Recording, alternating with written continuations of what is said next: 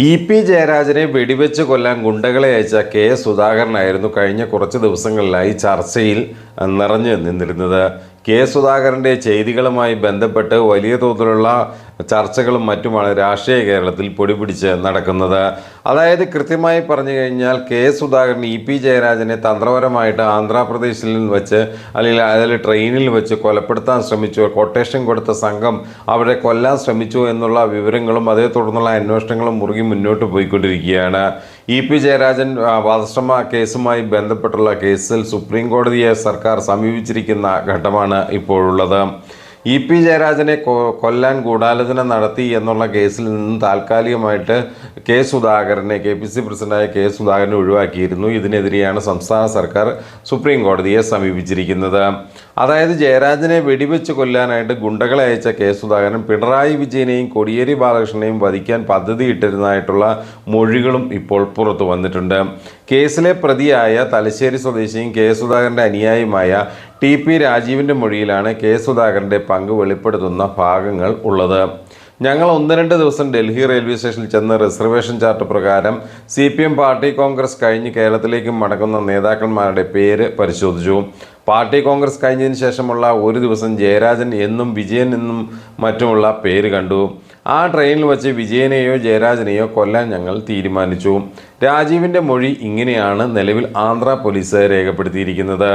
RSകാരായ വിക്രംചാലി ശശിയെയും പേട്ട ദിനേശിനെയും സുധാകരന് പരിചയപ്പെടുത്തിയതും quotation ഏൽപ്പിച്ചതും രാജീവനായിരുന്നു.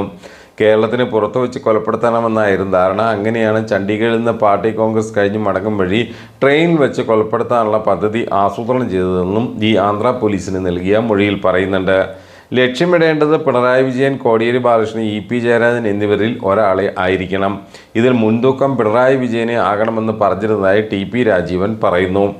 3 പേരും യാത്ര ചെയ്യുന്ന ട്രെയിനാണ് കൊലപാതകം നടത്താൻ തിരഞ്ഞെടുത്തത്. കാരണം വെച്ചാൽ ഒരു ലക്ഷ്യം പിഴച്ചു കഴിഞ്ഞാൽ മറ്റൊരു ഓപ്ഷൻ അവിടെ അവശേഷിച്ചിരുന്നു. പിണറായിയെ കിട്ടിയില്ലേ കോടിയേരിയെ കിട്ടും, കോടിയേരിയെ കിട്ടിയില്ലെങ്കിലും ജയരാജനെ കിട്ടും. ഈ രീതിയിലാണ് കാര്യങ്ങൾ നിശ്ചയിച്ചത്. പ്രതികൾ ഊഴം കാത്തു നിൽക്കുമ്പോൾ സീറ്റിൽ നിന്ന് എഴുന്നേറ്റ് പുറത്തേക്ക് നടന്നത് ഇ.പി. ആയിരുന്നു. പിന്നെ ഊഴം കാക്കേണ്ടെന്ന് തീരുമാനിച്ച് വെടിയുതിർക്കുകയായിരുന്നു. ഇ.പി.യെ വെടിവെച്ച ശേഷം പുറത്തേക്ക് ചാടി മറ്റൊരു ട്രെയിനിൽ കയറി ശശിയെ ചെന്നൈ റെയിൽവേ സ്റ്റേഷനിൽ നിന്നാണ് RPFൻ്റെ സഹായത്തോടെ പോലീസ് പിടികൂടിയത്.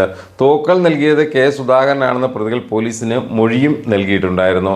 ഇവർ താമസിച്ച തിരുവനന്തപുരത്തെ ശ്രീദേവി ടൂറിസ്റ്റ് ഹോമിൽ നിന്ന് സുധാകരനെ വിളിച്ചതായും കണ്ടെത്തിയിട്ടുണ്ട്. തൈക്കാട് ഗസ്റ്റ് ഹൗസിലെ ഫോണിലേക്ക് വിളിച്ചതിൻ്റെ തെളിവുകൾ പോലീസ് ശേഖരിച്ചിരുന്നു.